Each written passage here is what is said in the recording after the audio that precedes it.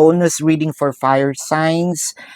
January the 7th to January the 8th, medyo nakakapagod yung ganitong situation na on and off, no? Push and pull, in and out, may fluctuations of energy.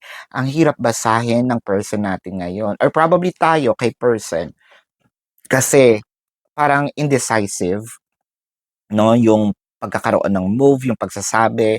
Meron din ditong changing of schedules. Pwedeng sabihin natin na, oh, probably meron tayong usapan today, no? Pero kailangan kong ibahin to kasi I need, parang meron something important. Mafe-feel mo tuloy, am I not a priority to you?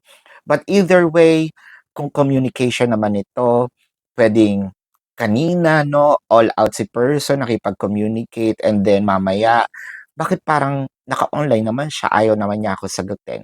So medyo nakakapikon lang, medyo nakakapagod yung ganitong guessing game, no? But anyway, this is your bonus reading fire signs for January the 7th to January the 8th. Predicting future is my purpose.